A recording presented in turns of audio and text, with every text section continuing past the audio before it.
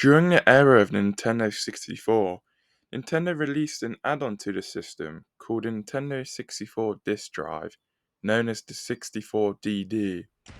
Long story short, the 64DD was technically a floppy disk add-on which attaches to the bottom of your 64 system. This would play special DD games like the Mario Artist series, which I'm talking about today. The disk drive only released in Japan, and roughly only 50,000 units are sold, making it an incredible rare piece of history, and fortunately, I managed to get one as it's my favourite collectible. Enough on the actual 64DD itself, a video on the history of that will be coming in the future, but today, I'm here to tell you the history of the Mario Artist series. First of all, not to get mixed up with Mario Paint, which was on the SNES, the Mario Artist series was a set of 4 games that released for the disk drive. Those games were called Mario Artist Paint Studio, Polygon Studio, Talent Studio, and Communication Kit. I guess you can call them the spiritual successor of Mario Paint, but compared to each other, they're just totally different games. The first one out of the series was Mario Artist Paint Studio. This came out on the 11th of December 1999. Paint Studio is, you guess, a painting drawing game, the most similar to Mario Paint on the SNES. The power of the 64DD allowed the game to do much more. For example, you can use many tools such as full-on JPEG images, stamps, game franchise backgrounds, tons of different brushes, and countless more. Paint Studio wasn't just a drawing game. You could create moving images by doing frame-by-frame drawings. You can also adventure inside the 3D World game mode. This is where you can change textures on dinosaurs, aliens, and sea creatures.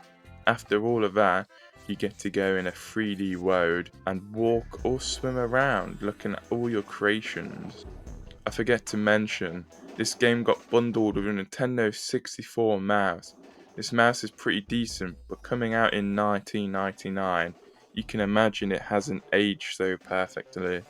Overall, Paint Studio is a solid game with lots of material to have a lot of fun. Next, let's move on to Mario Artist Talent Studio.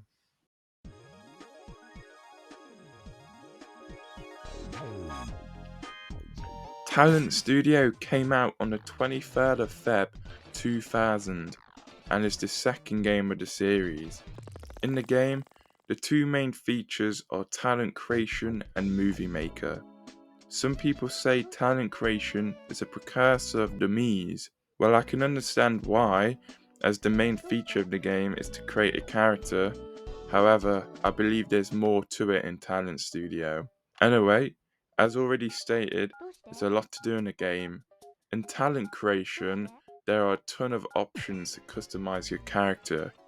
You can change the voice by using the microphone and capture cartridge that comes with the game, change hair, face styles, clothing, accessories, the list is quite long. You can add these creations in something called Movie Maker. In here, you can make short movies about adding characters, text, animation in small scenes. I could see this being extremely fun, but sadly I can't read Japanese. With the included capture cartridge, you could actually plug in a camera and take real-time pictures of yourself to place onto your characters' faces. Yet again, Mario Artist Talent Studio is a solid game with a lot of customization and fun. Mario Artist Communication Kit is probably the standout of the series. Why? Because it really wasn't a game. Coming out on June 29th, 2000, Communication Kit would connect to the internet using your RANDnet account and would be able to do many things. These are downloading other people's shared content online and sharing your own creations. There are also special contests held and printing services available to get special mail sent to you. That's really it about Mario Artist Communication Kit. The service only lasted a little over 1 year, as the 64DD got discontinued alongside RandNet. The last game in the series is Mario Artist Polygon Studio. I've had a lot of experience with this game, as I'm fortunate to own this and the DD itself. Polygon Studio came out August 29th, 2000, and is the last disc released for the 64 disc drive. The game is mainly about creating polygons, but there is so much more involved. You can make these polygons and can actually use them in an open world area to explore and unlock more parts to customize. There is something called Have a Break, where the user can relax from making sculptures and play around with them in minigames. You might be thinking, these minigames look familiar.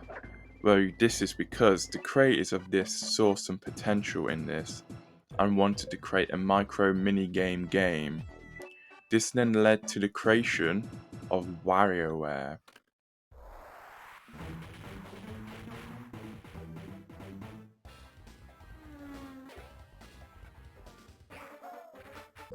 Overall, Mario Artist Polygon Studio is quite a big game with a lot to do. I would really recommend this title the most. So there we have it, the entire history of Mario Artist. What a fun group of games that were really unique. Still to this day, Nintendo secretly acknowledges these games by adding aspects of the games to Super Mario Maker.